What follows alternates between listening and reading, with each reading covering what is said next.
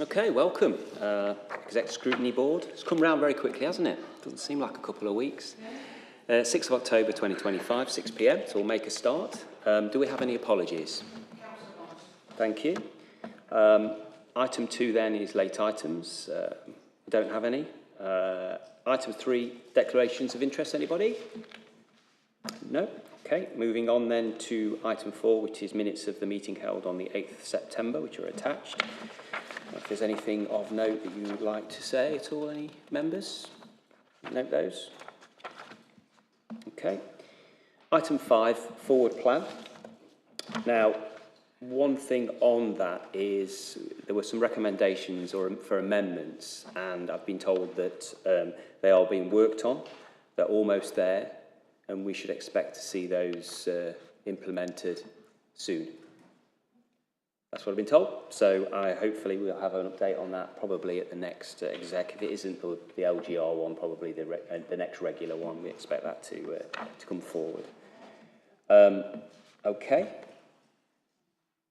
And item 8. Sorry, Councillor Kerr. We've raised before, Chair, how we seem to have items going on to the forward plan, and very quickly, without any opportunity for most scrutiny boards to look at them, disappearing through Cabinet. And we've got another example of that on the September plan, because added in September, we have the Markeaton Crematorium project. It hasn't just started, it's been going on over the summer, it references that, so officers will have known that it would need to have come here, or they should have known. But yeah, it's coming tonight, it's got no chance for anybody else to look at it in depth if they wish to. And I just feel that's not good for scrutiny function, basically. Okay. How can we capture that from Councillor Kerr?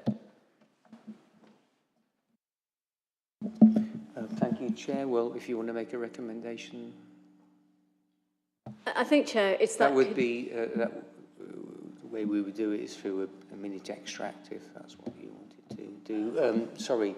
Emily is indicating as well. Thank you, Emily. Chair.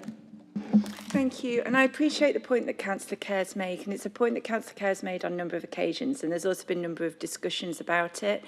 I think the reality is there is a statutory requirement to put things on the forward plan 28 days in advance, and that's been met. So officers have done nothing wrong. There's also a point about getting a balance between when things appear on the forward plan and when there is sufficient certainty to bring that forward from an officer's perspective. There will always be a period when there is considerable work being done by officers to determine whether a report is going to actually move forward into an actual programme project for consideration by Cabinet to move things forward. So whilst I appreciate there's a balance and I understand that desire of Exec Scrutiny Board to see things on the forward plan as early as possible, that also needs to be balanced by that level of certainty rather than putting things on the forward plan and them sitting there for a very long time, which we've had in the past, before projects are anywhere near being certain enough to be considered by scrutiny. So whilst I can see the concern, and it is something that officers are aware of, I think it does have to be balanced by first tempered by the fact that the requirements, statutory requirements have been entirely met, and secondly, that need to have certainty before anything can go on the plan in the first place from an officer perspective. Thank you. Councillor Kerr, you happy with that? Chair, I wasn't implying that this was incorrect in terms of legislation. It was published on the 9th of September. It may only be the 6th of October, but yes, I believe 28 days has passed, but it is only 28 days. This was something in the capital programme that we were expecting to be taken forward by the council after that was approved in February this year.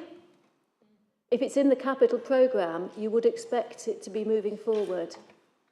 And therefore, I don't think it's unreasonable for an item like this not to have shown its face a little sooner. Okay, well, point taken. I think officers can take that on board. Councillor Kerr, I don't think there's a need of any formal recommendation as long as you're happy with that, as you can be. I think, Chair, we just need to continue to make this point and hope that officers do take it forward in the way it's intended, to have a better functioning, more open council. Okay, and I think Emily's about to give you that assurance, I think. Absolutely, Councillor Kerr and Chair. The other thing I'd point out that we don't publish a rolling plan. It gets published once a month. So officers may well have sent that to Democratic Services just after the October forward plan was, sort of previously to that date, and it wasn't provided the day of that the forward plan was published. It may have been provided 3 weeks previously to that. So that's, because we don't publish it on a rolling basis, it will only appear 28 days before, even if it was published nearly 50 days before. If it was provided to Dem Services 50 days before, apologies, if that helps. Okay, we'll leave it there. In terms of the forward plan, we do have the option, as you know, of asking for further scrutiny, hopefully to invite the relevant cabinet member or members as well to bring it towards more scrutiny on the the board. If there's anything that a member would like to see brought to us, then now's your opportunity, or in other meetings at this point, we can actually put that forward. So we do have the details of all of those different items on there, but do remember that we do have the option of scrutinising it in a little bit more detail. Councillor Wright. Yeah, can I take that option? What I'd like to see brought before, not necessarily this board, but maybe the Communities Public Protection and Housing Board, is the City Council's community safety strategy. The reason why is a little bit oblique. In July, I returned from the Local Government Association hearing a lot of concerns from councillors around the country about the threat that the Jewish community felt. And when I came back, I asked a number of questions of the relevant, not just council officers, but the local constabulary, the police and crime commissioner. And the answer was basically, we've got a definition, we know what anti-Semitism is, but when I asked the question, well, that's fine, but what is the policy that supports that to make sure that if there's an incident, we take the right actions, are we engaging with the Jewish community? And at the time, the Derbyshire Jewish community had conducted their own survey of Jewish residents in Derbyshire and found that the bottom line is they felt unsafe and unprotected. And some quite disturbing comments, i.e. that there were a number of them that were thinking of that Britain was no longer a safe place for them. I've asked a number of questions, and to be fair, I think a number of the members of the Cabinet have engaged with the Derbyshire Jewish community to actually speak to them, but what the feedback I've had is that it's been words but no action. And with the events recently in Manchester, I'm sure that you get the same feedback from the Jewish community in Manchester, that they all expected this was going to happen. It was not a question of if, it was going to be when. So I'm personally not satisfied that the City Council's got the right response in terms of strategy to anti-Semitism. I did get some feedback over the weekend, and they said that the response has been very positive from the local police, and members of the council have tried to reach out. But there's nothing beyond a statement of a definition behind it, as far as I can see. But I do recognise that you can't look at hate crime against Jewish community in isolation to other minority communities. That's why I think now's the time is pertinent to actually look at the community safety strategy and find out whether it, and scrutinise it properly, make sure it does address that there's actually some you know, actions behind the strategy that are going to make a real difference. Maybe not this board, but you know, I'd maybe ask Councillor Eyre if it's something he could pick up under that with the agreement of other members. Councillor Eyre. Thank you, Chair. Yes, our board, committees will certainly take that up and give that a look into. I wonder whether there may be a way to link in the hate crime motion that was passed at full council just a few weeks ago. There may be a way to link that into a broader piece of work, but if not, I'm sure we can look at the specifics that Councillor Wright has mentioned. So that all members on the board know, I will take that away, and that's something that our board will have a look at in due course. Thank you, Councillor. Councillor Wright, do you want to put a formal recommendation and get a seconder for that then, and we'll get that minuted to do exactly what Councillor Eyre has said he would.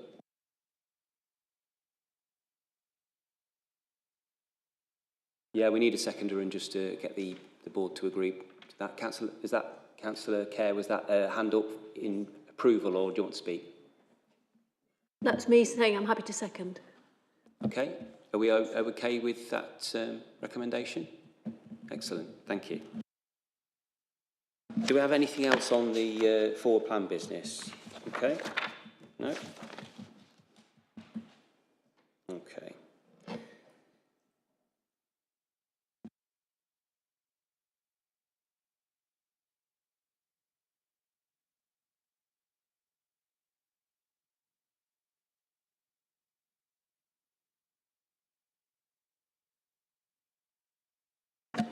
So we've got the overview and scrutiny forward plan as well, which identifies the work of the boards. I don't know if you've got any comments on any of that work before we move on to the council cabinet agenda.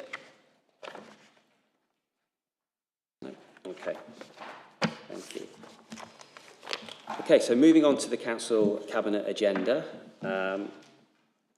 Recommendations from the Executive Scrutiny Board, item 7, and that will be anything that we put forward this evening to be considered. Item 8 is the minute extract from the Children and Young People Scrutiny Review Board. Now, I know that Councillor Wright and Councillor Eyre attended, so would I be able to ask you just for an overview of that, because I know that we discussed this in the last overview and scrutiny board. Thank you. Yes, Chair, I'm happy to provide that for us. So obviously I'm not the chair or vice chair of that board, but I am a member of the board, and we received a very thorough and comprehensive report from the Children and Young People's team on this, and I'd like to again thank them on behalf of the committee for all the work that goes into providing that report, and congratulate them on the outstanding rating that they achieved. There's a lot of work and a lot of effort that goes into that, and I think it does deserve a lot of credit for what they've managed to achieve. So the committee resolved 3 resolutions. The first is, well, they're as printed, but the first was to undertake the 4-week consultation on the Derby City Youth Justice Plan. The second, which was a recommendation proposed by Councillor Cecile Wright, forgive me, I can't remember who it was that seconded the recommendation, was to include a narrative in the report about socio-economic factors, so cost of living, economic deprivation. There was a lot of breakdown in terms of the specifics of the report and the data that was provided to us, but socio-economic factor was one that the committee felt was lacking and could be increased. So the request was that was to feature more prominently for the next set of reports. And the third recommendation, which was proposed by myself and seconded by Councillor Truella, who's the chair of the board, is that in next year's Youth Justice Plan, key performance information, so KPIs, should cover the previous 5 years to enable comparisons. There was a considerable amount of data provided as part of the report, but it covered the year to date, and it covered going back a year. It didn't cover a long period of time in order for us to be able to draw comparisons and assess the data in the detail that the committee felt they wanted to. And I know that was something that that Councillor John Wright had taken a lot of note of and done a lot of work into as well. So the committee recommended that going forwards we're provided with 5 years worth of data in order to be able to make some comparisons. Thank you, Councillor Eyre. Councillor John Wright. Yeah, I've got nothing to add. Thank you. No, thank you very much. Councillor Eyre covered that. Do we have any comments from board members at all? Councillor Kerr. They all seem to me to be important recommendations. The 4 weeks, I think, is probably up, and it's now on its way back should be on its way back to Cabinet according to the process as I understood it. But I didn't see it on the agenda for Wednesday's meeting.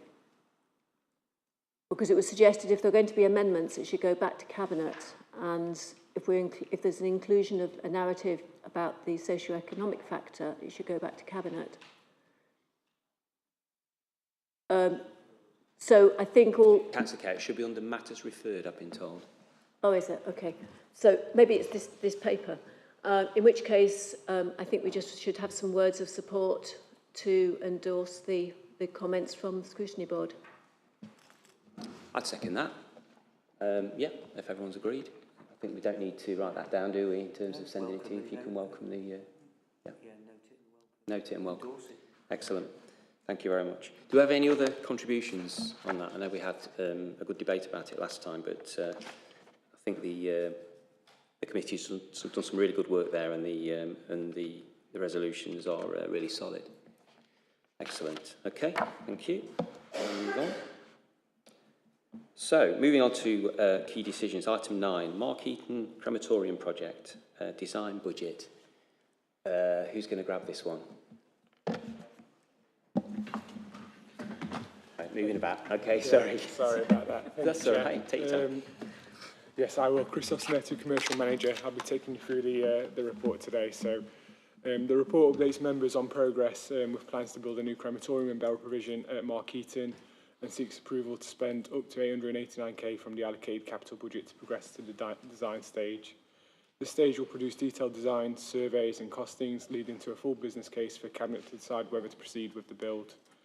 Key recommendations outlined in the report is to approve up to £889k from the capital budget to fund the design stage, delegate authority to adjust budget profiling to the Director of Finance and Cabinet Member for Street Pride, Parks and Leisure, delegate approval to spend to the Director of Housing and Regulatory Services in consultation with Finance and the Cabinet Member.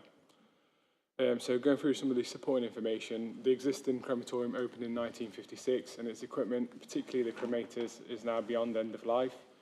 A temporary cremator has been installed at the site, but a long-term solution is needed. There's also a medium-term need for burial provision in Derby. Following an investment appraisal, the most financially sustainable option was identified as building a new crematorium on land next to the current site.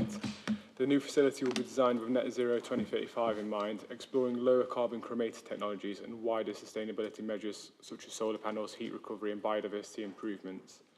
A procurement strategy has been developed, which will be through the Escape Regional Framework, through a two-stage design and build framework.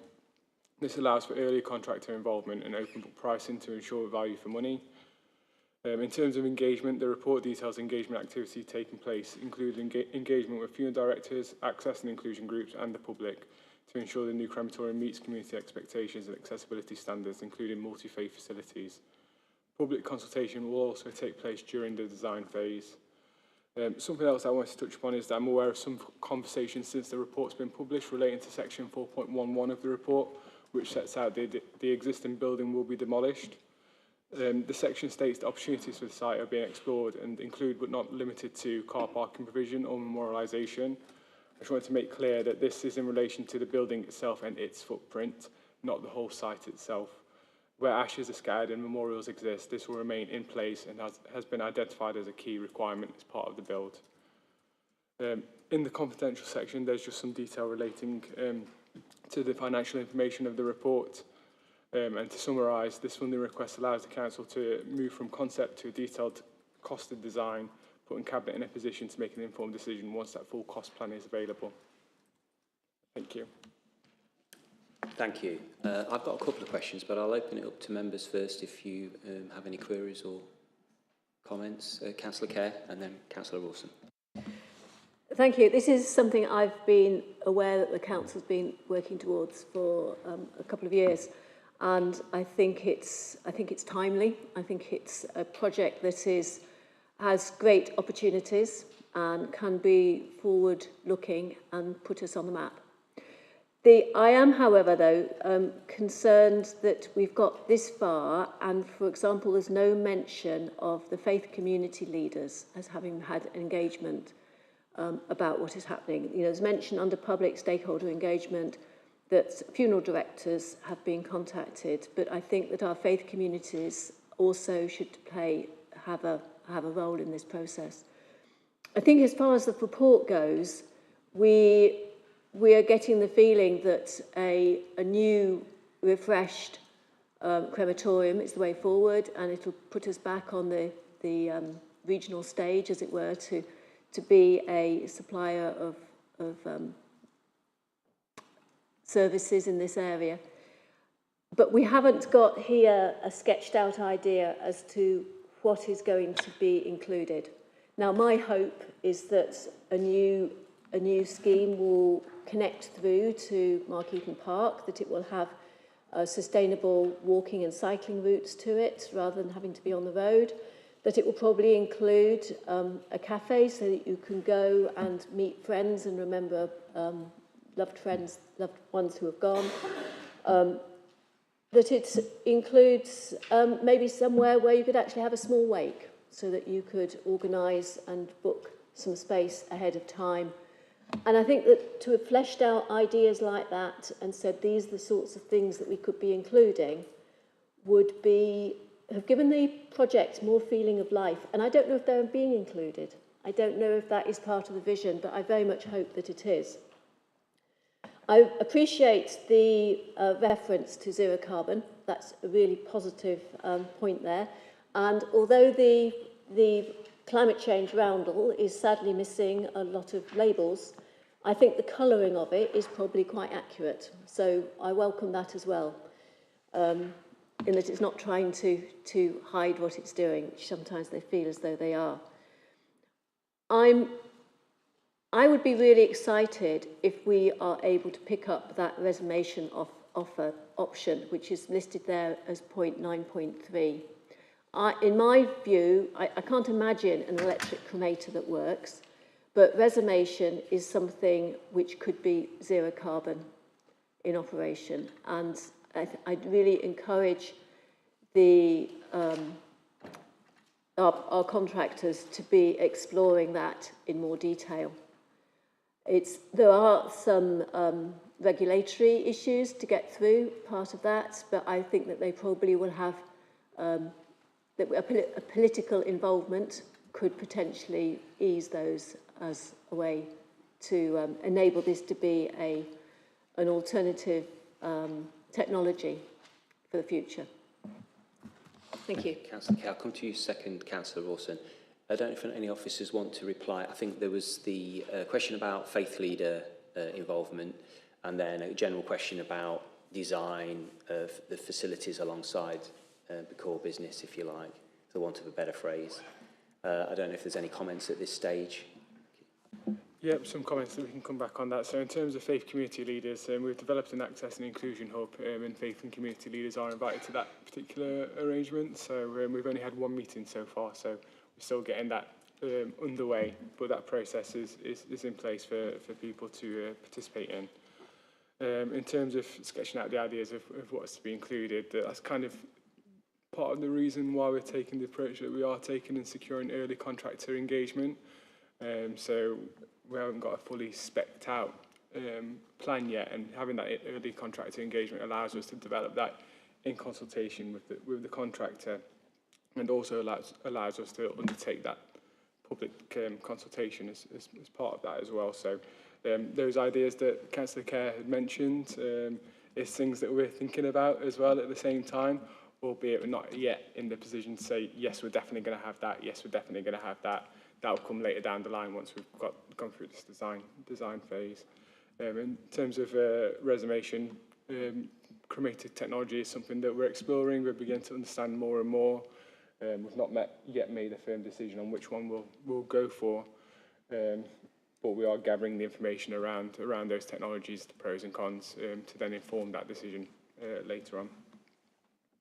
Thank you. And it's important to understand this is the design phase, so hopefully all of those things, well, I'm sure all of those things can be explored, Councillor Yeah, Kerr. Chair, I could have had my appetite whetted even without a final design. You know, it's one of those things which is, it's going to come to us all, and we want it to be as pleasant experience as possible for whoever we leave behind. So obviously it's important to get it right. Councillor Rawson. Yes, thank you, Chair.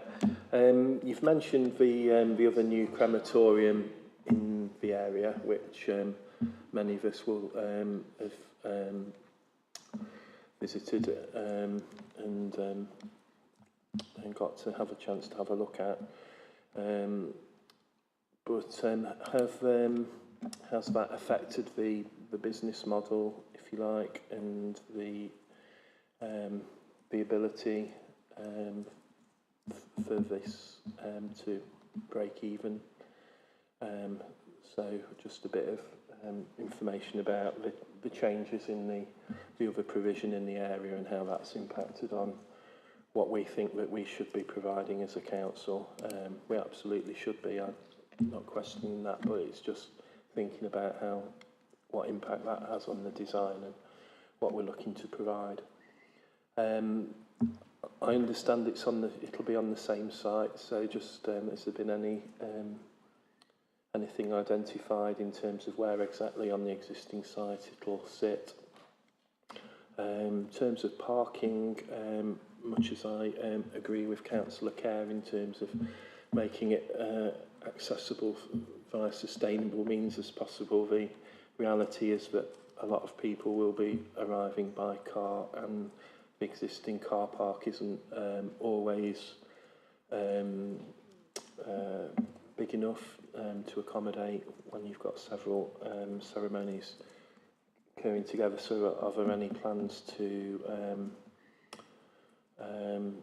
better deal with parking issues on the site? And finally, again, I agree with net zero. How on earth do you make a crematorium net zero? Surely that's there's always going to be an intrinsic carbon footprint from such a thing. So do we have a bit more information about that, please? I think inherently it's probably a completely different process in terms of, that area. But fair points, fair challenge if we want to just cover those, if that's okay. Yeah, happy to. Thank you, Chair. So in terms of the other new crematorium, how it's affected the business model, I think it's fair to recognise that the other new crematorium that's opened within the Derbyshire region has affected the number of cremations that have been happening at Markeaton Crematorium. We know that. But the figures that we have currently available to us is that Markeaton Crematorium's market share in terms of cremations of Derbyshire stands at around 29%, still the largest in Derbyshire. Around 1,800 cremations are put through Markeaton Crematorium, so it's showing a significant local need still. So this is a facility that is important to keep carrying on. And in terms of the business model, the investment into the facility has been highlighted as important in terms of maintaining that particular market share and looking to expand it as an offer of choice to our residents as well. And then in terms of the site, and we've said that is the existing site, where exactly could that be located? There's a parcel of land adjacent to the current crematorium site, and that's the parcel of land that we're looking at. So we're looking at early indications. We haven't set a fixed place yet, but as close to the current crematorium as possible is what we're looking at. In terms of parking, recognising, parking is an issue on the site for sure. That's definitely something that's a key requirement for us in terms of getting it right. Also recognising the traffic throughput through Markeaton Lane as well. So there are discussions that we are having. In terms of net zero as well, I think you're kind of right in some aspects. There'll also always be intrinsically an emission, but there's the opportunity for us to reduce our emissions as much as possible through providing this particular service. So whether that be switch to alternative technologies, that will be dependent on the type of supply coming into the site as well, but also how we utilise some of the energy that's being outputted from the facility as well, and reuse that throughout the site. Rainwater harvesting as well could be an opportunity for us. So there's quite a few different opportunities that we can look at in terms of reducing the carbon emissions of this particular operation. Are there any more questions or comments? I've got just one. We talked about 4.11, you explained about the arrangements in terms of the demolition, and I think you've just covered it there inherently, but I just wanted to ask specifically, the build will be parallel to the current operation, and then at some point there'll be a transition or a parallel use so that the service can continue uninterrupted. And if that's the case, which I assume it will be, and some of the details to come on that, how will the disruption of the demolition be controlled in terms of you know, dust, noise, and just the general how visually how it will look as well compared to the new facility with one that's being demolished? Have we thought that far ahead yet, or is that part of this whole process? It's kind of part of this whole process. We're still yet to figure it out. We've got some early thinkings about how we might be able to do it, utilising the overflow car park that's on the site, so it's a bit further away from the existing building, so hopefully it will give us a bit of that buffer in terms of disruption to the site. And if we can put it, as far away on the overflow car park as we can, we should hopefully try to minimise that disruption, is what we're looking at. Thank you. Well, obviously there is a pink papers section as well, which we'll deal with in due course, but are there any other comments, questions? Okay. Well, thank you very much. Okay. Right, item 10, which is proposal to consult on an amended council tax support scheme 26 to 27. Who's dealing with that? Thank you, Okay. Chair, that's me. Unfortunately, the author's not able to attend tonight, so I'll take you through this report and take any questions back. Thank you. So this report seeks to approve the undertaking of a public consultation on the proposed changes to the council tax support scheme. The consultation is proposed to be for 8 weeks, aiming to start on Monday the 13th of October. After the consultation is finalised, a further report will go back to Cabinet outlining final recommendations, and this will be following the announcement of the December finance settlement, when there'll be more certainty around the financial position of the council going forward. The main CTS change is to move from the current cap from Band A to Band B. The ambition is to support the most financially vulnerable residents and remove some of the burden of council tax from them. This report aligns with statutory guidance, ensuring that Derby consult with the public and relevant stakeholders on any proposed changes to their council tax support scheme. The consultation ensures transparency and gives the council the opportunity to invite views of residents who may be affected by the changes and other stakeholders, including the council's preceptor. Thank you. Any questions? Thank you. Councillor John Wright. Yeah, I've got a few questions. Not in terms of the principle, which I totally agree with, supporting the most vulnerable residents in the city. It's really the timing and rationale. The former, I do recognise as an issue there to get the consultation in before the precept is set. But I do think there is a timing issue. I have to say, when I read this report, you know, when it's entitled Consult on Amended Council Tax Support Scheme, I thought the reasons would be self-evident. You know, we're in a cost of living crisis, inflation's twice the target rate, wage stagnation, we're the government's built in council tax rises, police precept, fire rescue. We don't know what's going to happen in November in terms of the financial statement by the Chancellor, but all the predictions are it's going to have an impact on spending and on potentially tax as well. So I struggle really to understand why we have to go now, apart from the issue of getting it in before the tax base is settled. I would have thought waiting until we've heard the Chancellor's statement would be a better time.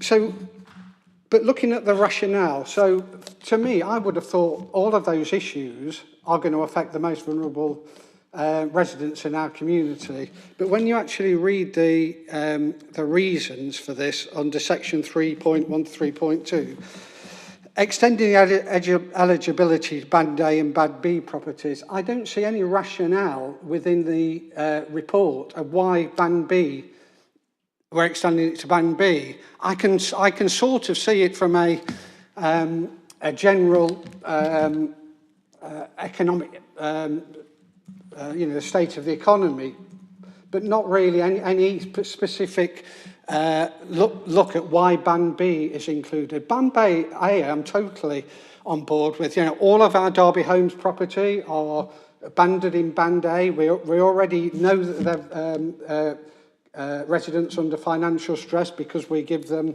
discounted rent. So, I can understand that and why reducing the band, the contribution level to 20% would be a good idea. But when we're at a time when the medium-term financial plan is already under stress, how we justify an extra £1.5 million to the base budget going forward, I think we've got to really justify any element of it. The second one, it's those in receipt of this make up 40% of the council tax arrears. Again, I understand what that says, but there's no comparison how that rate of arrears compares to other bands. Band B, for example, which we think we're extending it to. There's no analysis as whether that's good, bad, or indifferent performance. You intuitively expect it because these are the people on the low incomes, but there's no real rationale. So I think my final point is, I've been in politics in Derby for 2.5 years. Before that, as a resident of Derby, I would anticipate that any additional spend to the budget would be based on solid reasons, well justified, and any addition to taxpayers' spend, particularly in a time when we're anticipating council taxes already been baked into the budget moving forward, that would be justified. I see there's a lot of analysis that's not in this. Another point it goes on to make is that it's going to bring us comparison with our authorities. Now, I could see a reason for that with local government reorganisation, those local authorities that we are going to potentially amalgamate with. We will want to allow this align these grants. But there's none of the anticipated local authorities we're going to potentially merge with. We're not aligning with them. The other ones, I could only find one of the cities in there that's of comparable size to Derby. Southampton, for example, is 3 times the size of Derby. So a point I'm making is that, I think it's our role to actually scrutinise issues like this. And I don't fall out with the principle, but I think it's making jumping from conclusions that are not justified by the evidence within the report. Now, I do appreciate behind this there might be a lot more analysis that we're not privy to, but if we're not privy to it, how can we scrutinise it? Thank you. Okay, there was a lot of questions there and comment. I don't know if you can just, if you need clarification, just ask Councillor Wright again, if you wanted to start. I think I've got it. So the first one, yes, the decision is not going to be made until we come back to Cabinet. So it is to get the consultation done before the fair funding announcement, so we can understand in December how much funding the council will have. So there'll be a decision around that time and another report back. The rate of arrears in other areas, that was your second question, wasn't it? I can ask the service to get you some more information on that and some further information around similar councils. But I haven't got it. But if you want to drop me an email and give me a list of further information, I can get that to you and circulate it to Scrutiny. But I haven't got it tonight. Apologies.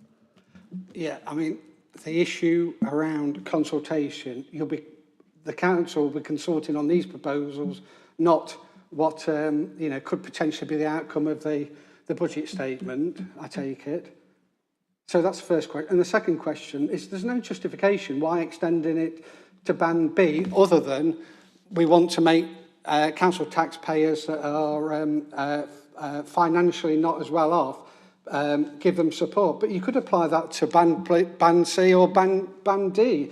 Probably the numbers would be different, but I think it probably goes without, there's going to be vulnerable people that are struggling in the other bands as well. So what I'm saying is that I understand it in theory, but the justification for me just isn't there. So I would frame that as a question then. The challenge is why the change to Band B?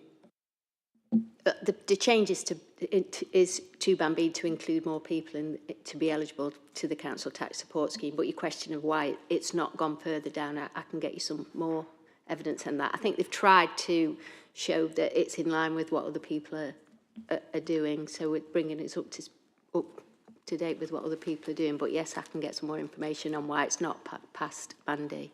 But it is initially to widen the net in effect. Okay, can I ask and I'll ask if there's any other contributions or questions. So this is currently based on the assumed government settlement. So I assume that the council expects a settlement based on slight increase from last year or a big increase from, I mean, what's the steer? Is this been based on confidence, or is it really we're going to have to wait and see what the government give us in December as a local authority? So we'll be getting to that later on the agenda because the MTFS is on board. We're currently working towards fair funding. So in December, there could be an announcement about if the fair funding scheme is coming in, which, because we're a council that hit the marker, so it's based on deprivation, population, council tax, business rates, we could, if it comes in December, get more funding. But because that is not confirmed and it's all based on assumptions, until we get that information through in December, we won't know. So we're working out basically two sets of proposals for the MTFS, but we'll get to that later. But that's the reason. It's all based around fair funding. Councillor, you might be asking why now then, or? Yeah, that's exactly. If the rationale was based on the issues, so deprivation, all of those issues, and it could be aligned with residents in council Band B, for me that's a rationale that residents could understand. As a councillor, I could understand why we're going to invest another £1.5 million with this. But those rationales aren't in this paper. And, you know, doing nice things for people is what we all want, but it's not, for me, a justification for spending an extra £1.5 million of taxpayers' money. It does refer to it in the paper, but you're right, it could be made more explicit, so I'll take that back. Thank you. Councillor Kerr. I also felt, thank you for raising those points, Councillor Wright, because I also feel this is a really important scheme to have. I'm really pleased that we have this scheme, but also this paper did not, to me, explain why this year we're suddenly looking at significant reviews to it, whereas for the last few years we've just said, yeah, don't need to do anything, don't need to do anything. So it's really what has happened this year to flag it up. And we haven't got enough information here to actually explain that. So as part of this, the Cabinet will be delegating authority to the Section 151 officer to finalise the consultation materials. And I think that we should be asking for those consultation materials and the associated documents to include the sort of information that we would have liked to have had at this meeting. And they will then be out in the public domain for people to consider and be informed as to why we're looking at Band B, why we need to be changing it, why it's right to lower the contribution that we're expecting everybody to make, and which we don't have now. And then people will be able to consider that and be able to bring it back to Cabinet to consider later, particularly after we've had more information from the government. The other thing that is not explicit in this paper, which I believe is true, is that the cost of this scheme is paid for by our general revenue account. So effectively, any taxpayer who isn't benefiting from this scheme is paying towards this scheme. And I think that that is also worth being transparent about. Thank you. Would some of those points be captured via the consultation process, I wonder? About the more detail? I can feed that back and I can get you some detail on that. I've not been involved in pulling the consultation together, but yes, I can take that back. I mean, it came across Councillor Kerr as a potential recommendation. So, I mean, would you rather propose something formal for Cabinet to consider, or would you? Okay, that's great.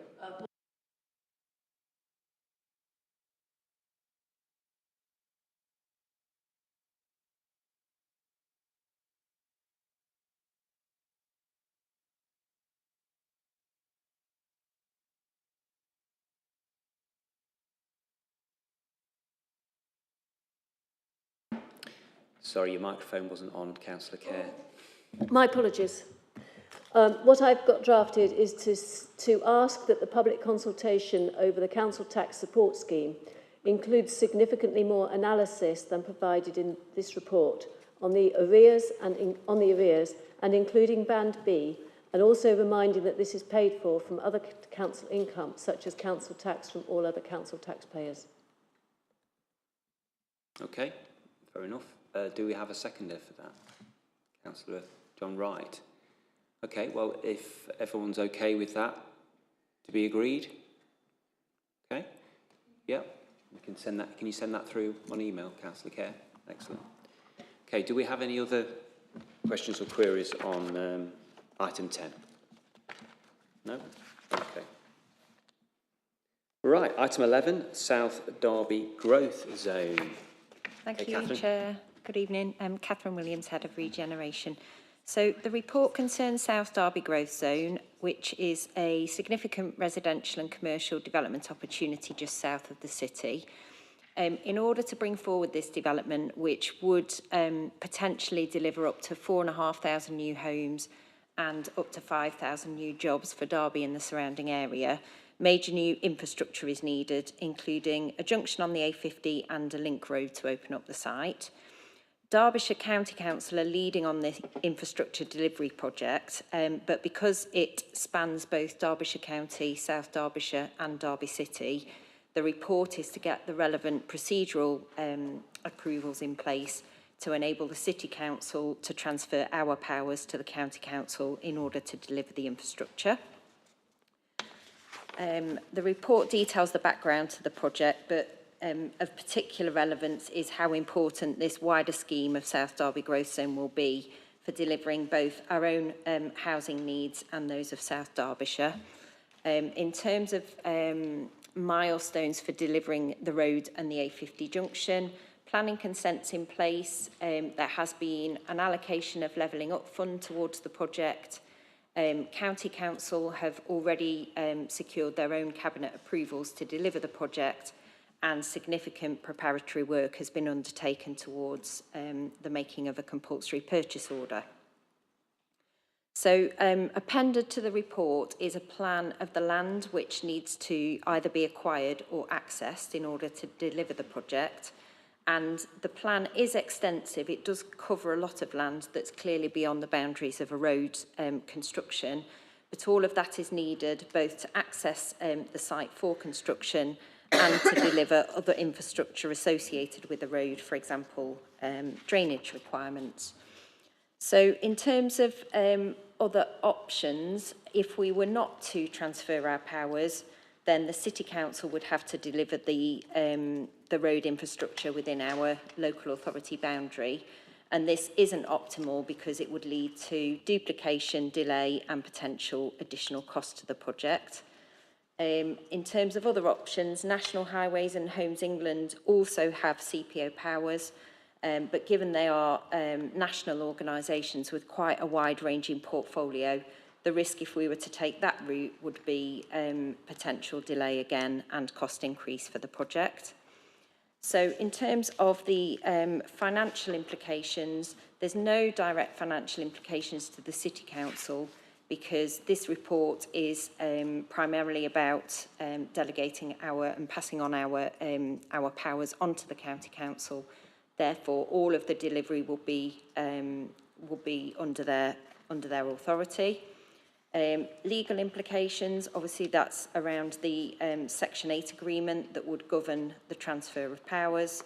And finally, just in terms of the wider implications, we have noted in this report that because there's work ongoing to finalise the funding package for the project and fix the cost and programme, we will have to bring a report back to Cabinet in due course to seek agreement to updated collaboration agreements between the different partners in the project.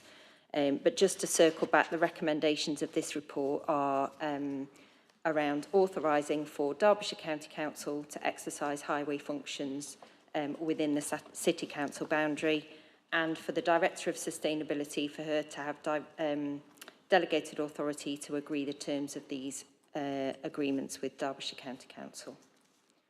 Thank you. I'm happy to take questions. Thank you. I think your microphone's on, Councillor Kerr, but you're going to speak anyway. Do you want to speak? Yeah. My apologies and thank you. Just in terms of the, this is clearly something that I think we ought to be doing, but in terms of other options, there would presumably have been an option by which the County Council could have given us the responsibility for doing the project on their side of the boundary. We could have taken over ownership of the whole thing, and it's not listed there as a possibility. In paragraph 411, there is also the reference that the new unitary authority would also assume responsibility for the adoption and maintenance of the new highway. And I'm presuming that some of this would actually come under National Highways as trunk road, and there would be a split of responsibility after it's been built. Okay, you want to come back on that, Catherine? I'll answer as far as I can, Councillor Kerr. I don't know whether, Nigel, you may have some thoughts as well. Firstly, in terms of the other options, you're right, we could have included an option, theoretically, for county to transfer their powers to us. However, it's really about proportionality in that the vast majority of the works and the road construction will be within the County Council's jurisdiction, if you like. So it wouldn't have really made practical sense to do it that way, because most of the road is being built within Derbyshire County Council's area. In terms of the national highways, I don't know whether, Nigel, you've got contribution on that.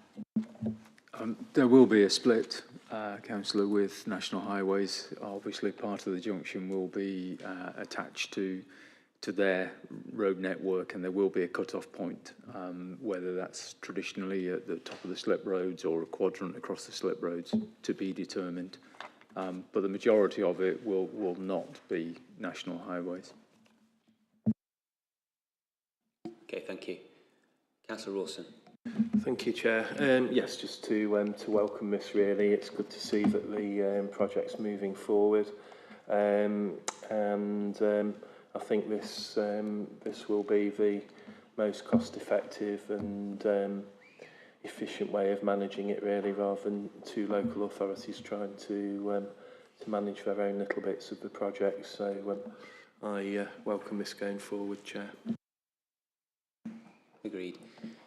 I'm assuming all the arrangements, contractual agreements are going to be in place for LGR, or any kind of changes in that respect. I mean, obviously it talks about the very specific councils, and within 2 or 3 years they won't exist. So how does that affect things at all? I think, well, within the report, we've referenced that the likely delivery timescale for actually constructing and completing the road is likely to overlap with the timescale for LGR. Clearly, at the present time, we haven't got the details of what the new unitary authority may look like, or how the agreements might transfer over. I guess our working assumption at this point is there's likely to be a novation of contracts from the current unitary authorities as they stand now to any future reshaped unitary authority as part of LGR. I don't know whether Emily's got any other comments on that. So, I mean, this is just one of many, many contracts and arrangements that we need to consider from an LGR perspective, and we are now building into all new contracts the ability to novate and to transfer to successor organisations, and we're including in our contract standard wording along those lines, but also looking at that in our procurements and how we build in sufficient headroom to take on additional responsibilities and things like that. So yes, it's all new territory for us, but we are incorporating it. Thank you. Do we have any more questions or comments? I'd like to propose that we we welcome progress on the scheme. As Councillor Rawson has said, it's very important for the city and the region, and any progress at all should be welcomed. So, words to that effect if we can. Councillor Rawson, are you okay with that? Thank you. Okay, we'll move on. Item 12, which is the Derby and Derbyshire Community Transformation Programme. Okay, come on. Thank you, Chair. If I draw out the key points in this report sets out consideration for Derby's adult social care participation in the Derby and Derbyshire Community Transformation Programme, which is currently mobilising and expected to deliver benefits over the next 3 years, with full optimisation in 27-28. The report sets out the Council's proportionate participation fee of 301,000 to be paid in 2 instalments of 37,000 in 25-26 and 263,000 in 26-27. Chair, the background to the programme is set out in 4.1, where Derby and Derbyshire Integrated Care System carried out a diagnostic in 2023, working in partnership with Newton Impact Limited Consultancy.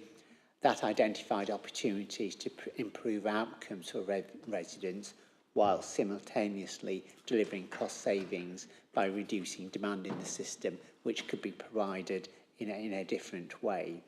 The opportunities covered relate to prevention, better support in the community, reducing hospital attendances and admissions, and reducing the length of stay in hospital, and improved support on discharge from intermediate care. 4.2 in the report sets out a prioritisation exercise with partners that took place over a 15-month programme, and the bullet points there outlining the key areas in terms of reducing admissions to hospital and supporting a prompt return to community when patients are admitted for a short spell, reducing the discharge and delays process and supporting home first discharge decision making through a multi-agency approach and improved processes, and finally reablement, improving access and effectiveness of reablement services. Whilst there are financial benefits, the report also outlines the importance of adults retaining their independence and minimising stay in hospital. 4.4 outlines the reablement opportunities, focusing on the volume of people can be supported, and then sort of in terms of rebuilding skills and confidence, and effectively reduce as much long-term care demand as possible per person.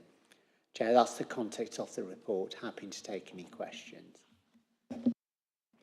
Thank you. I'll open this up. Are there any questions, comments, queries? Councillor Kerr. Sorry, thank you, Chair. This is clearly something that's been tested. It's something that is effective. It's something that we ought to be doing. But I'm not clear as to what Newton Impact are actually doing.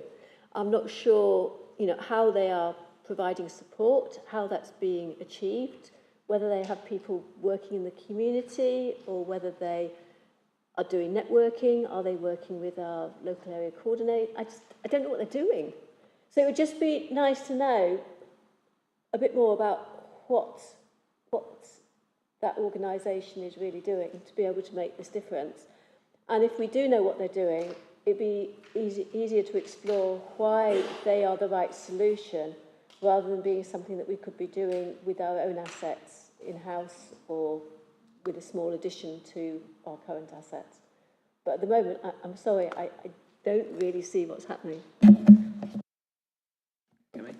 Thank you, Chair. That's a fair question from Councillor Kerr. So in terms of brief context, having attended some of the events that Newton Europe and Health and ourselves have held across the region in terms of the footprint, they are bringing a degree of expertise, analysis, engagement, and forensic information around this area, around how reablement independence could help, how it can help with reducing pressures in hospital to allow quicker discharge and an improved a community transition provision.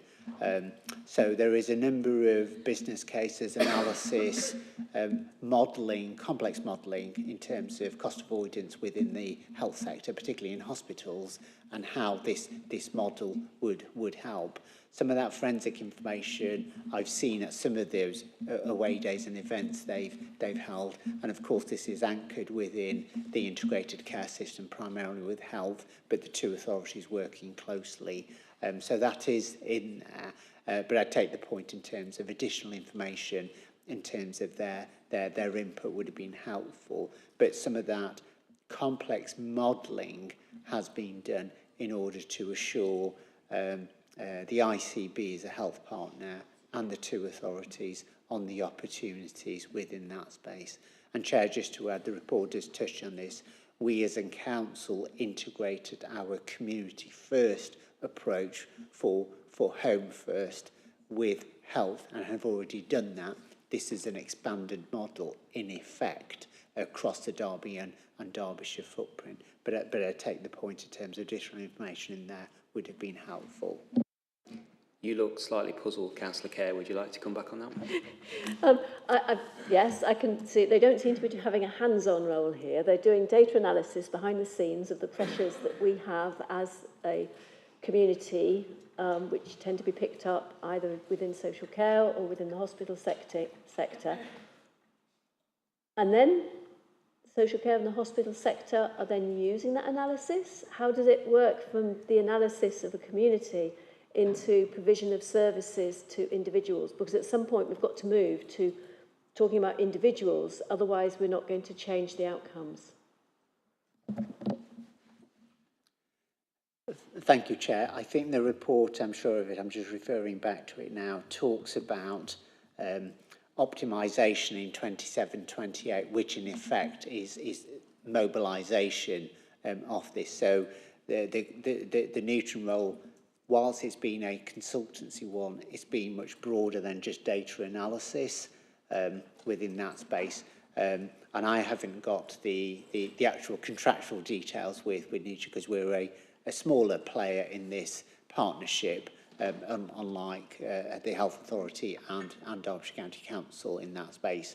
But they will be doing more than just data analysis for us.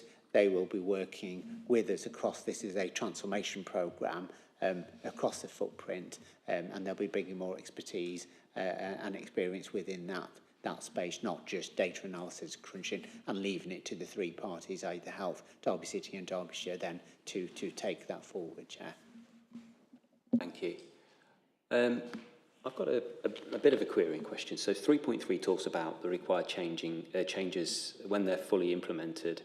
The estimate to deliver financial benefits to the council is 0.98 million, so £984,000 per year. And that's estimate, but it seems to be very specific.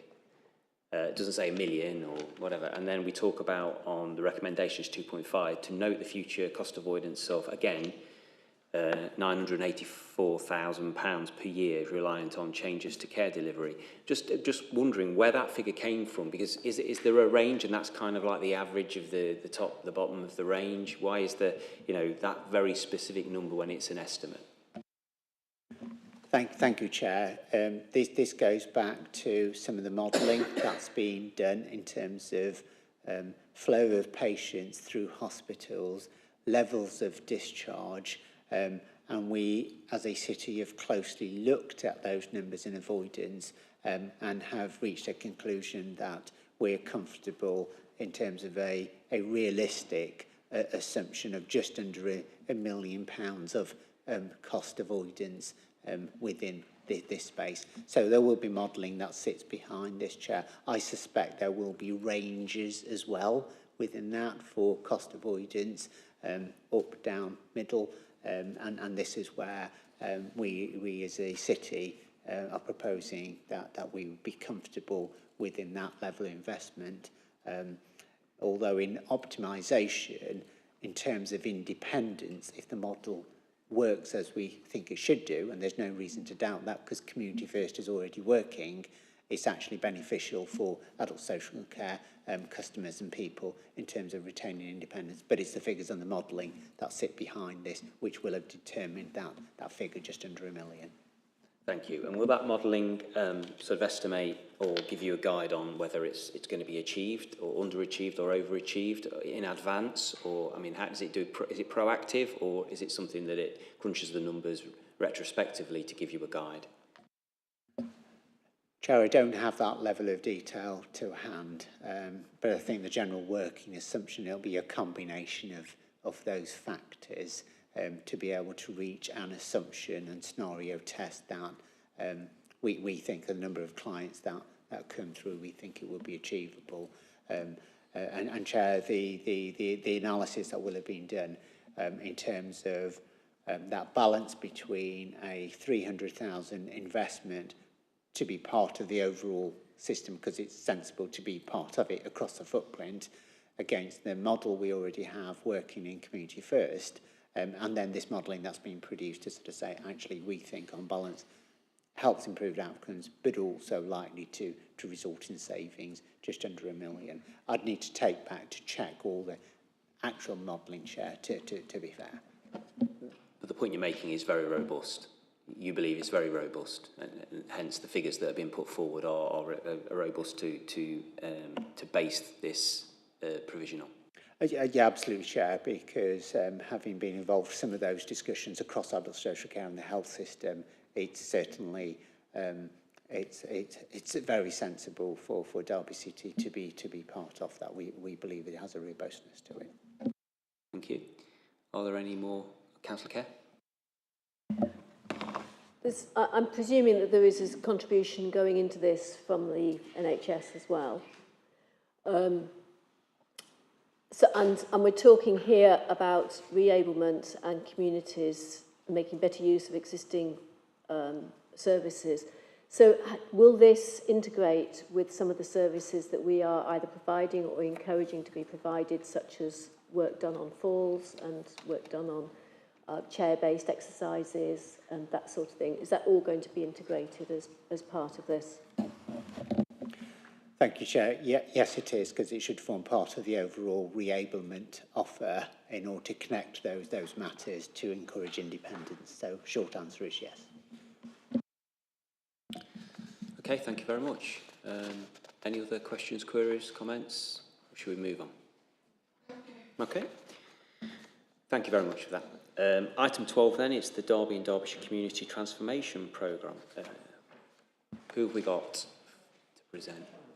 13. Oh, sorry, 13.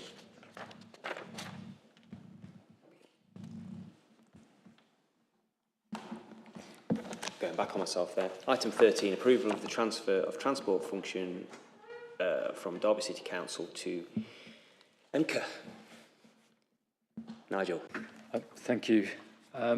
This report is basically signalling the start of actual transferring of functions into the world of the East Midlands Combined Authority, and specifically this report deals with passenger transport functions. So EMCA is already established as the strategic local transport authority for the region. At the moment, most of the local transport functions are carried out by the constituent local authorities. This was part of a 2-year period that was agreed with the Department of Transport when the original deal to establish EMCA was established. And it was a 2-year period which expires on the 31st of March 2026. So, as I say, it's important to remember that this deals specifically with passenger transport, and it's about the functions, the people via TUPE, budgets and assets and properties. So it does support the original devolution deal and the regulations. Appendix 1, as you'll have seen, sets out a protocol which explains the relationships between the organisations exercising functions. and what transfers entirely, what's held concurrently for a transition period, etc. is fairly self-explanatory as a table. In terms of the functions that are transferring, 414 shows the functions that will transfer. EMCA has been working with the authorities to develop a transitional plan. This was approved by the EMCA board in December last year, so the functions could begin to be built and a transfer programme could be developed. So the functions transferring are around local bus service provision, policy strategy, concessionary fares and ticketing, the customer interface and data management, infrastructure and planning. So the vast majority of transport functions will go to EMCA, and including some of the roadside, on-street assets, etc. I think the other thing that the report covers is the heads of terms for an inter-authority agreement, which if Emily might be able to fill in a bit more information about this, but it basically establishes an environment for determining future agreements, and it's, I suppose, trying to bring about a situation where transfer is less chaotic. You know, it could just run up to the date and it could just happen. So the heads of terms is trying to create this environment where the actual inter-authority agreement, which we don't need to do by statute, but it's felt that that's a better way of trying to control and manage the actual transfer. Heads of terms covers the items that are covered in 4.22. This report, or a version of this report, is going through all of the 4 CLAs during the October cycle, and a report will go to the EMCA board on the 30th of October. Inter-authority agreement as of terms isn't legally binding, but the inter-authority agreement will be, and EMCA have got plans to, as quote, complete this at pace over the next few months. Worth highlighting here is the public transport contribution, often referred to as the levy. And one of the really important things about this, that it is a levy as part of the original agreement. It is not a mayoral precept. So this is basically the CLA's transferring budget to support the functioning of the transport network as it becomes combined with EMCA. So the principles included for the levy are set out in the report in 4.24 and 4.25. And you also notice that the levy must be agreed by a majority vote at EMCA board, including the mayor and lead members of constituent councils. So there is some sort of check here in terms of the CLAs are not being asked to sign a blank check. And there's also a set of principles in development, some of which are more developed than others, around EMCA trying to find economies of scale, efficiencies, because instead of having the duplication across 4 networks, etc., they've got a combined network and combined functionality. So that should help to control some of the levy costs. You can see in 7.4 the estimated revenue and capital budgets that are expected to transfer. The majority of that is concessionary fares, which is pretty much ring-fenced for concessionary fares already.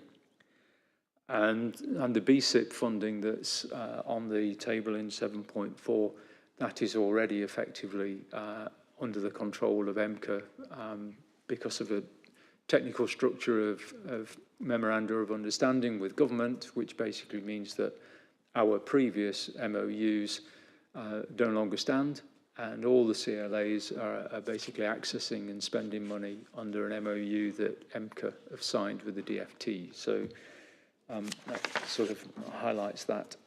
I think the main thing to sort of bring your attention to in terms of the purpose of the report is just advertising, advising Cabinet and yourselves of the implications of the transfer of functions. This will be a transfer. There will be things that the Council has done that it will no longer do.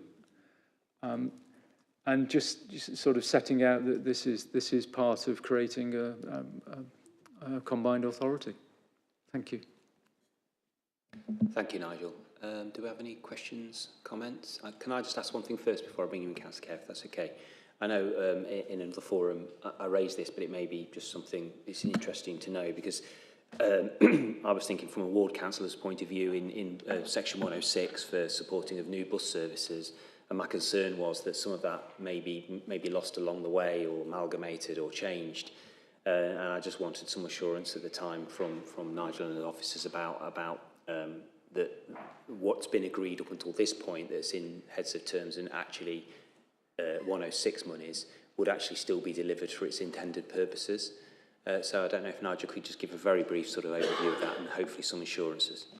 Yeah, I mean, there are various scenarios that could develop with Section 106, but I'll try and keep it simple. Where we've got services that are supported by Section 106 operating at the moment, those contracts will either novate or we will continue to operate them with the approval of MCA.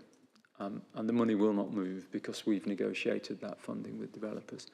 Where we've got services that will be supported by 106, but they're not yet operational, but the terms of the 106 are quite specific, there's an option there that we could still operate them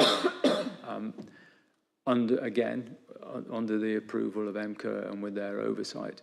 And again, the money won't transfer because that could put us into a renegotiation position.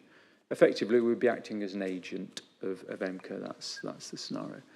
For future developments that come along, where there's Section 106 negotiations, MCA wish to be part of that Section 106 negotiation because they will be the Strategic Transport Authority. What I would say about that is it would help massively with where we've got cross-boundary or next-to-boundary developments, because instead of having two authorities, there'll be an overarching strategic authority. And of course, that opens up sustainability. It may be better sustainability, and sometimes new bus routes with support can be okay for the first couple of years, but as that support tapers off, then they tend to struggle in some cases. With a more strategic approach, that actually might be a better way to do it. So there are some real positives as well as assurances about ensuring that what we've already agreed as this local authority is still going to be delivered for its purpose, if defined. Councillor Kerr.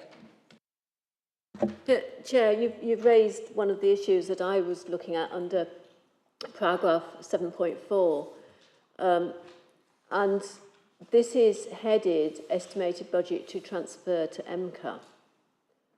So we've actually got a 24-25 actual, which I don't think is transferring to MCA and wasn't there. We've got a 25-26 forecast, and presumably the last quarter of that, so pro rata, we'd assume a quarter of that would transfer. And then we have next year's budget, which would all be to MCA. But that isn't, am I over-interpreting that table, or is it actually trying to express itself in a different way? And that goes, there's also figures for capital and for bus services operating grant within that table as well. And then we've got reserves being transferred to MCA, and this, Chair, is where the reference to Section 106 comes in. And I don't know, there's nothing there reference for 24-25, but there are things that are currently being spent through Section 106, as you alluded to, and I would presume that that would be continuing to be there, but we've got the same figure for Section 106 for both 25-26 and for 26-27, so again, I don't really understand the spending profiles that are being talked about in the text against the figures in this table. I've got another point as well, but can we pick up on that first? Yeah, okay, Nigel. Yeah, there is an element of state of the art about the figures, I have to say. The 24-25, you're right, that it won't transfer, that's been spent, but it's in there because it's trying to show a baseline, and it's common way that we're working through the numbers with MCA.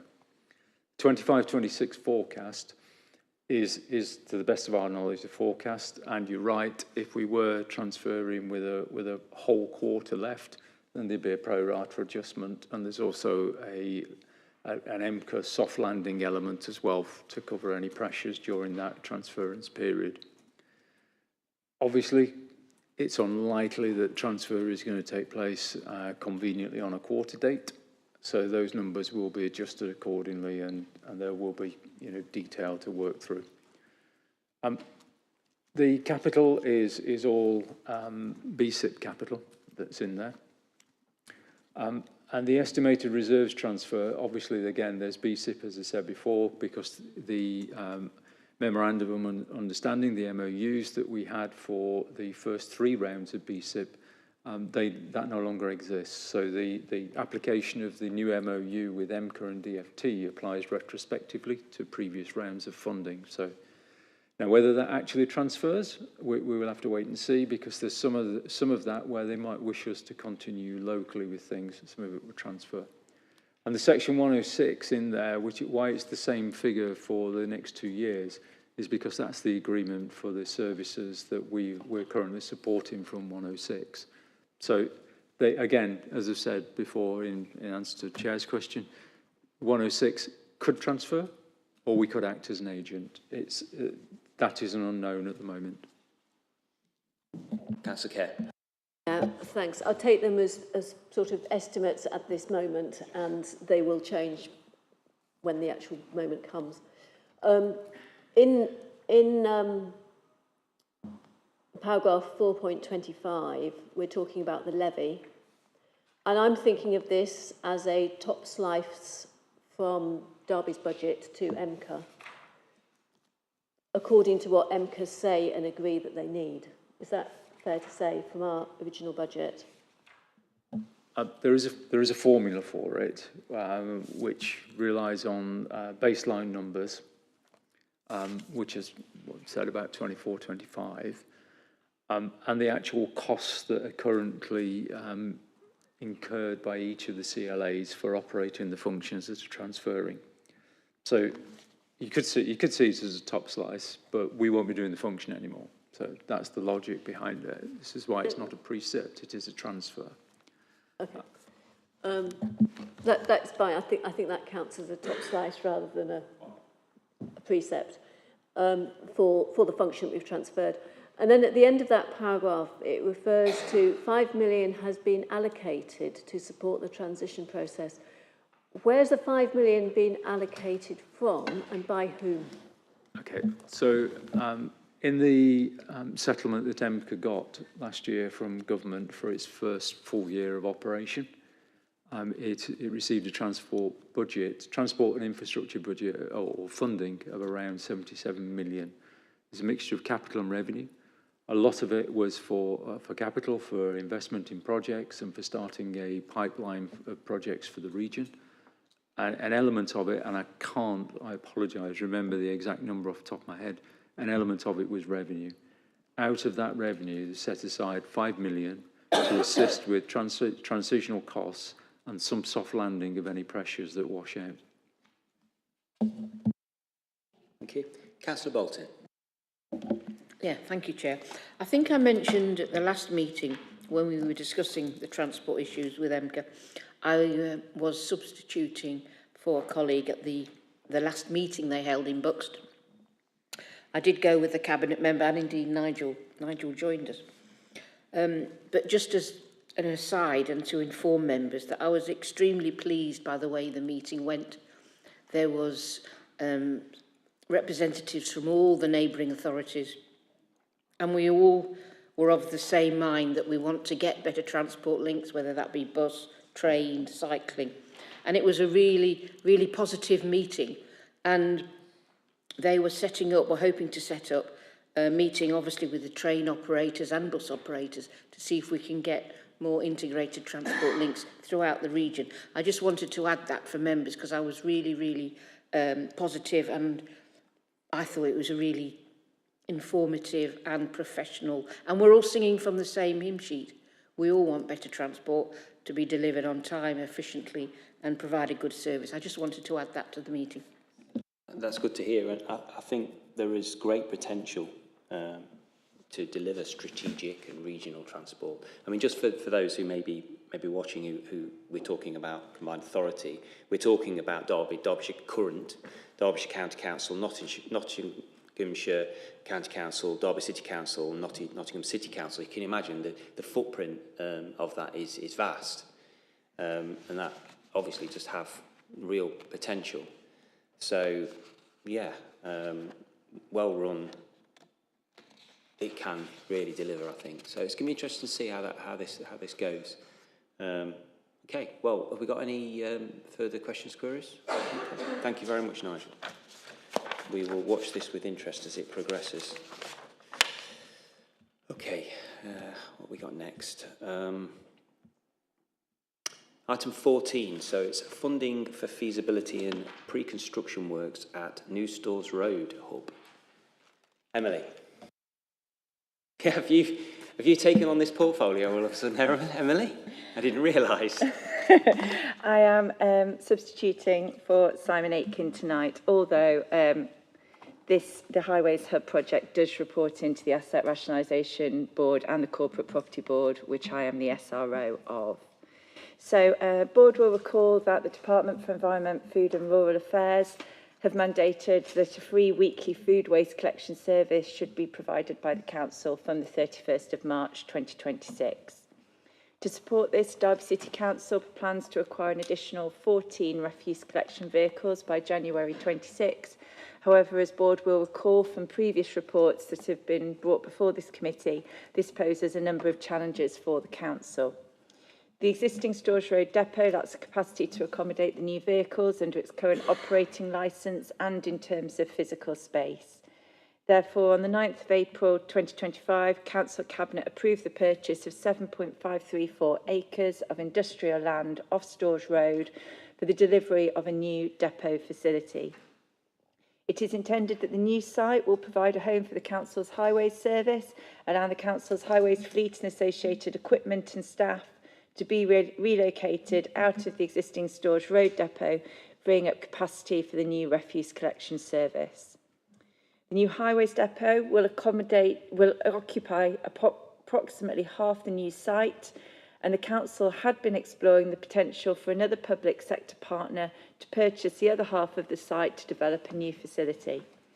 However, over the last few weeks, we have been informed that that partner is not in a position to progress with purchase of the site, and therefore proposals are being brought forward by the Council to look at the feasibility of delivering a much-needed storage solution for the Council on the site.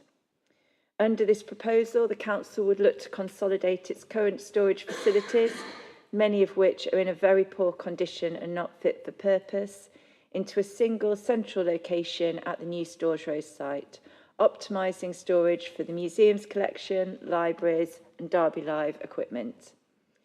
The feasibility work will guide the development of a fit-for-purpose storage facility alongside the new depot, ensuring efficient operations and cost savings for the Council. This consolidation would also allow the disposal of existing storage buildings, reducing costs.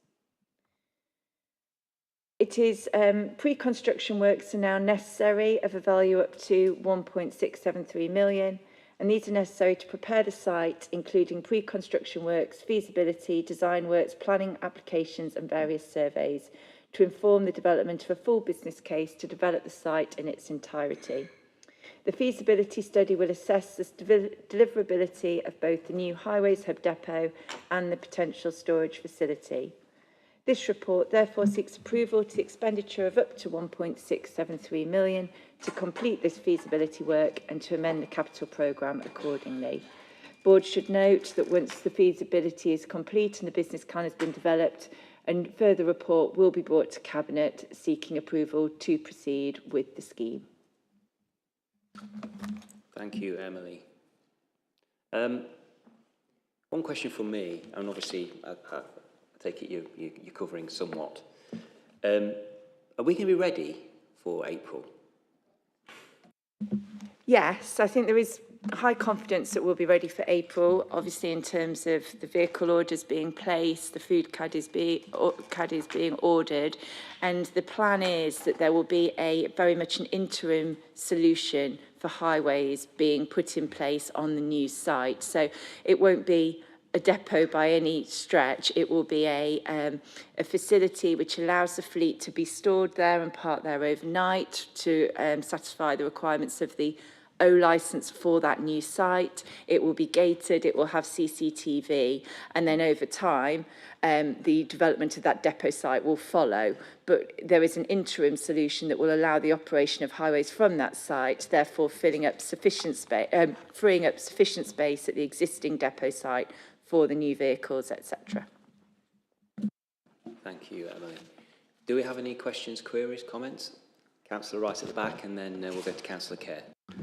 Yeah, thank you, Chair. I think you probably just answered it. So the existing site will remain fully utilised? Yes, absolutely. So the existing site will essentially removing everything that's highways related from the existing site to free up sufficient room for the new food collection service, and also some reorganisation of that site to make it more efficient in the way it works. Other services that are currently located outside the depot site will also be looking to move in. For example, some parts colleagues I think will be moving in as well to the Storrs Road depot, and then highways will be developed on the new highways hub site. Yeah, it's a minor but important point. Is there any consideration with the existing site about maintaining, I mean, it's it's got a lot of heritage for Derby.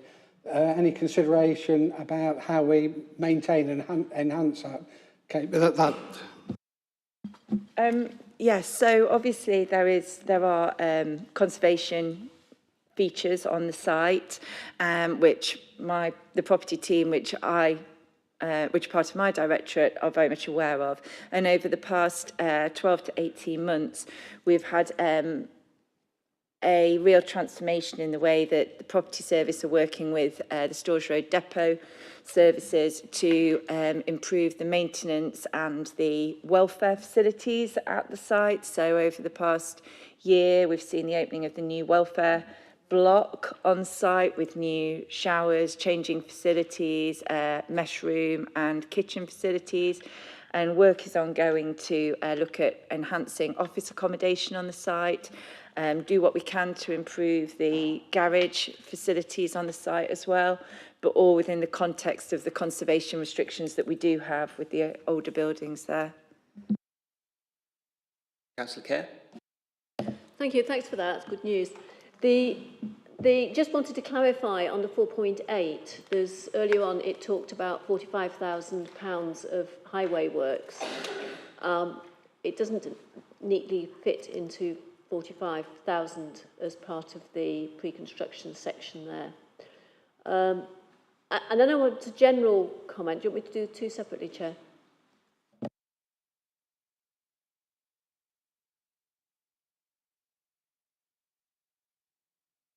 Are you talking about the works that are necessary for the interim service operation of the highways hub, Councillor Kerr? It refers to £45,000 that was going to be done by our own team. Yes, those are revenue costs rather than the capital costs. Okay, that's fine. The second point is a much bigger point, and this relates more to the comments that we have under climate implications, which concludes by saying these assessments will align with the design to ensure an overall environmental net gain. I think we should be looking at a much more than that, particularly as this is looking at design up to RIBA 4 spec. So this should be talking a lot more about our aspirations for zero carbon, for low carbon construction, for EV charging, and none of that is here. I would expect it to have had a lot more to be able to give us confidence that all these sorts of points were going to be explored and worked up, and that the team who are going to be doing this, who we're going to be contracting, have got that as a priority, because otherwise we're not going to meet our 2035 targets. So, Chair, unless there's real reassurance that that very short paragraph has got an enormous amount behind it, I had a recommendation, Chair, to encourage our Cabinet members to look more into this. Okay, I mean, do officers have any comments on that at this stage? I think if Councillor Kerr has a recommendation, that can definitely be considered. I mean, obviously the feasibility work and the design work will inform the full business case, and so I would anticipate that environmental factors will be included within that business case as part of the overall options considered in terms of cost of the new facilities. Thank you. So, what would your recommendation be that you'd like to propose, Councillor Kerr? I mean, one of the caveats which I was thinking was that, and it was a question actually, and it might steer you slightly. Obviously, there's going to be a significant amount of public engagement for this, and that's going to start, I assume, at some point. Is it this year, or is it going to be early next year? And that, the public engagement, and actually how well the public contribute to this whole process, surely that will buy into the outcomes as well. So it's important to actually ensure that the public actually take hold of this new service and actually use it. Chair, I wasn't thinking of the waste management service. I'm thinking of the development of the new site on Stores Road. Oh, okay, so the facility itself being, right, it's okay. It's entirely the facility and the work that's going on there, and the design that's being put together up to ready to build sort of level of design, both for the vehicles and the vehicle storage and the amenities that are going to need for our staff, and also for, I think, what is very welcome, a new storage facility. I think that is very timely, and I very much welcome that proposal.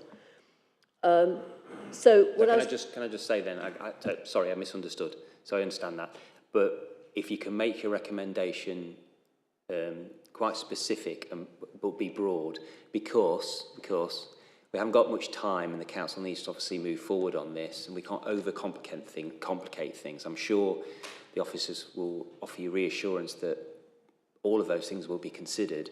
Whether they're delivered to your expectations may not be the case, but can you just make sure it's a precise recommendation rather than a very complex one? Chair, I hope it's fairly precise. It's to ask Cabinet to use in-house climate change expertise to help specify a high-quality, low-carbon solution as guidance for the contractor developing the scheme up to RIBA 4. Well, I haven't got a problem with that. Whether that's realistic or not, we'll have to wait and see. But if you've got a seconder for that, we can take it forward. Are you feeling generous, Councillor Rawson? Okay. That's fine. So if you can get those words, if everybody is happy email. with that, Chair. Yeah, I think to be fair, I mean, I think it's a fair recommendation, and I think well, we'll see. I'm sure the Cabinet can consider that, and they'll make their own decision. Okay, is there any more questions, queries, or comments on that item? No, we can move on. Okay, item 15, medium-term financial strategy. Thanks, Chair, that's me. So the purpose of this report is to update Cabinet on the financial strategy to develop the budgets for 2026 in the medium term. An overarching MTFS is recognised as good practice and provides the strategic financial framework for the Council. The strategy underpins the delivery of efficiency and budget savings of the authority for budget planning purposes. The key overriding aim of the MTFS is to provide a high-level assessment of the financial resources required to deliver the Council's strategic priorities and its essential service over the medium term. The latest forecast summary financial position for Derby at the time of writing was a 7.756 million gap in 26-27. However, assumptions are continually updated and being worked through and refined on an ongoing basis. Section 4.2 of the report outlines to the reader the national picture with the key issues facing local government. Sorry. Most of these are well rehearsed and include the strategic planning challenges, demographic changes, housing pressures and housing benefit subsidy issues and temporary accommodation. However, the fair funding reforms are causing much uncertainty within the sector. Welcome proposals are to allocate funding on a needs-based formula, including social indicators like population, deprivation, and demand for adult and children's services, and these are being considered as well as council tax base and business rates. This is a welcome reform for Derby and would mean further funding, but there is still no confirmation on the final basis of allocation or any new funding that will be available in April 26. Confirmation is expected in late December, which does not help the planning process.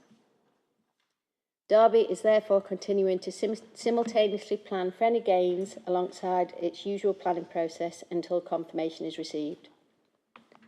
Section 4.79 of the report outlines the proposed strategy for aligning this funding if it becomes available, and this includes investments in the council's planning priorities, the local government outcomes framework, continuing to build financial resilience and corporate risk.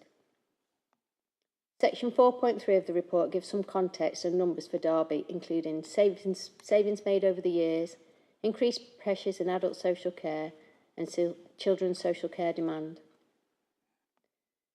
The report also outlines the governance process that supports MTFP planning, and this is the delivery board.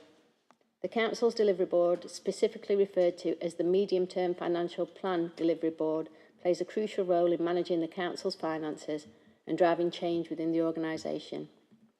Programme boards include the Efficiency and Innovation Board, Asset Rationalisation Board, Demand and Insight, the Adult Social Care Board and the AI Programme Board. Finally, Appendix 1 of the report outlines the risks to consider in MTFP planning. Thank you, Chair. Thank you for that overview. Do we have any questions, queries? Councillor Kerr? Thank you. I do like these reports. They cover such a lot of ground in really quite succinctly. I've got a query here in 4.2.17. We're talking about 1 in 5 children in England now experiencing a probable mental health condition with school-related stress being a major trigger.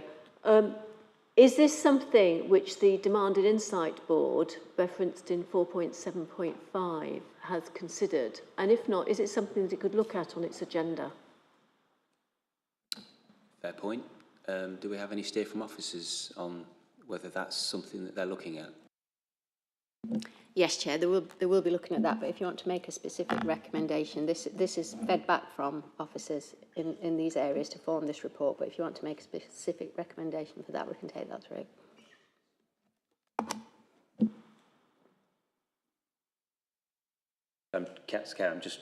Our recommendations are generally aimed at the Cabinet rather than asking for a board to review it or look into it, so I'm just trying to navigate what that might be. I think we've got a suggestion that maybe that board ought to be looking at it. Do we ask Cabinet to ask the board to look at it? Chair, I can get some assurances back from the board, but yes, they will be looking at it, but I can get some specific assurances around that. Just hang on 1 second.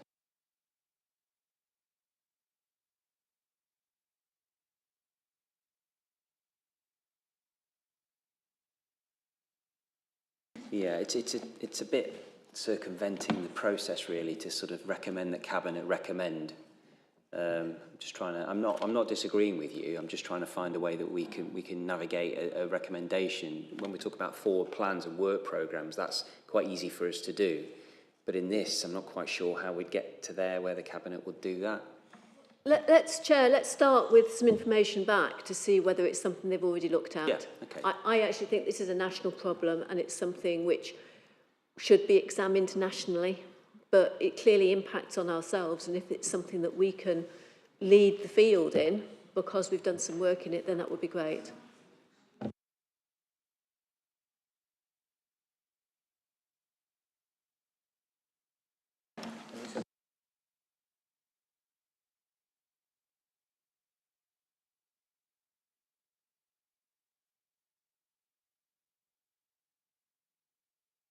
Let's pick this up, Councillor Kerr. I do take your point, but I don't think there's a way really to navigate the specific recommendation for Cabinet to then refer it. That's the seal right.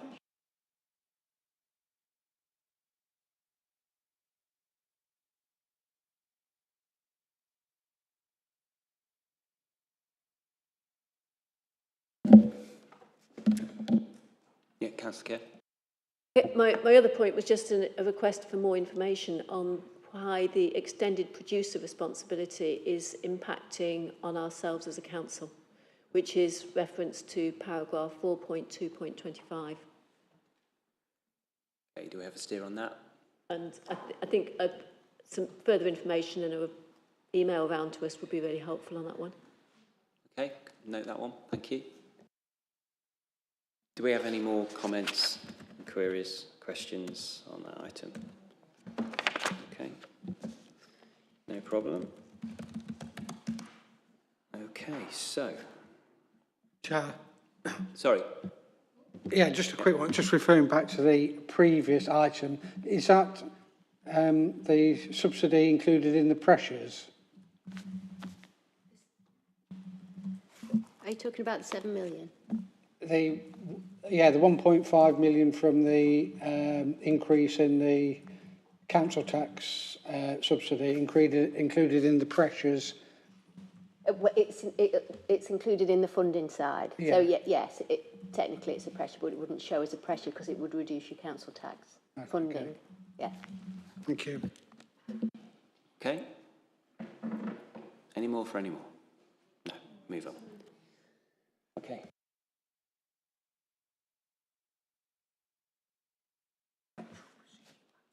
Okay, so item 16, contract and financial procedure matters.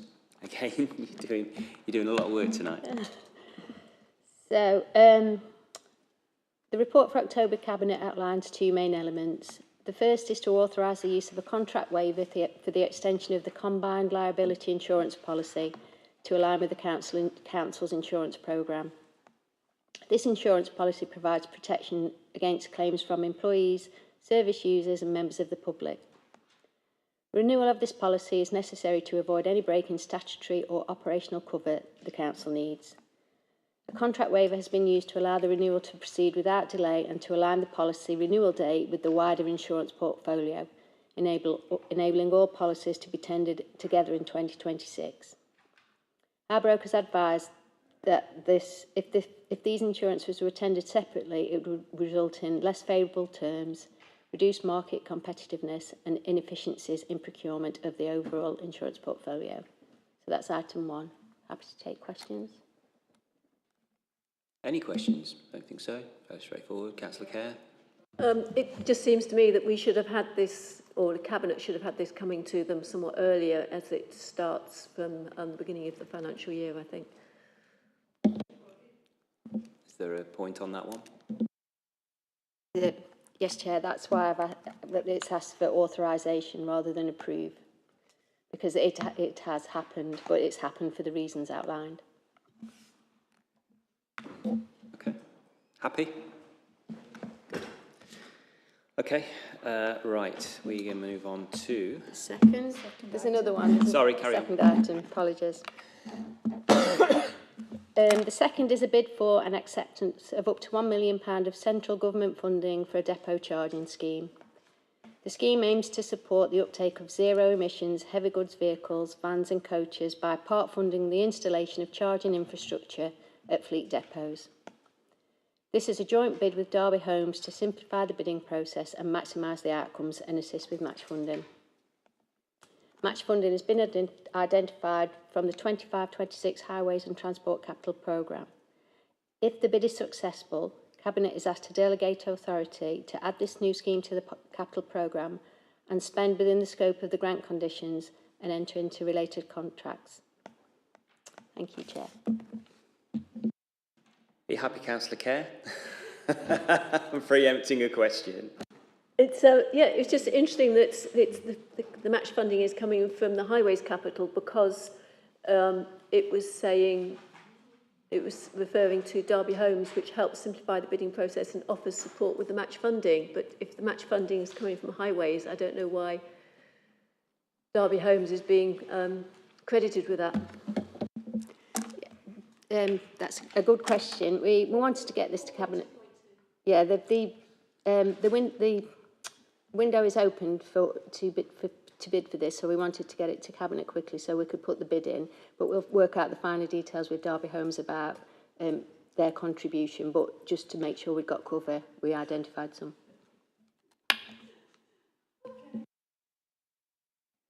All right. Okay, any other questions? Okay, thank you. We'll move on.